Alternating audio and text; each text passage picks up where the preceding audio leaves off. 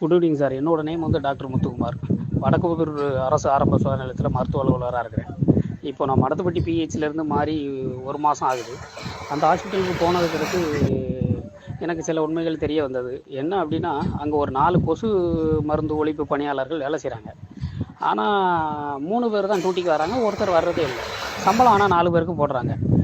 என்னம்மா விஷயம் அப்படின்னு நான் கேட்டதுக்கு மொத்தம் 3 பேர் சொன்னாங்க, இல்லை அவர் வரமாட்டார், வேற எங்கேயே வேலை செய்கிறார் சார். நான் வேறு எங்கம்மா வேலை செய்கிறாருன்னு கேட்டால் அதுக்கடுத்து தான் தெரிஞ்சது, அவர் ஒரு லோக்கல் அரசியல்வாதி வீட்டில் வேலை செய்கிறார். அங்கே என்ன வேலை செய்கிறாருன்னா, அவர் வீட்டுக்கு தென்னை மரத்துக்கு தண்ணி பாய்ச்சறது, அவர் வீட்டு மாடுகளை குளிச்சாட்டுறது, இந்த வேலையை அவர் பார்த்துக்கிட்டு இருக்கார். சரி பார்த்துட்டு போகிறார் விடுங்க அப்படின்னோடனே, சரி நமக்கு ஒரு ஆள் வேணுமாம்மா, 4 பேர் வேலை செய்யுதுன்னொன்னே, அப்போ நான் இதுக்கு முன்னால் இருந்து 1.5 வருஷமாக இவங்க இப்படி தான் சார் சம்பளம் போடுறாங்க அப்படின்னாங்க. அது ஏற்றுக்க முடியாதும்மா. மக்கள் பணிக்கு வந்துட்டிங்கன்னா, மக்கள் அரசாங்கத்தில் சம்பளம் வாங்குறீங்கன்னா மக்கள்கிட்ட வேலை செய்யணும், அதுதான் நியாயமோ அதுதான் அப்படின்னு சொல்லிட்டு, சார் அப்போ இதுக்கு முன்னாடி அவரை கூப்பிடுங்க அப்படின்னோம். அப்போ ஈஸ்வரன்கிறவர் தான் அங்கே வேலை செய்கிறார்.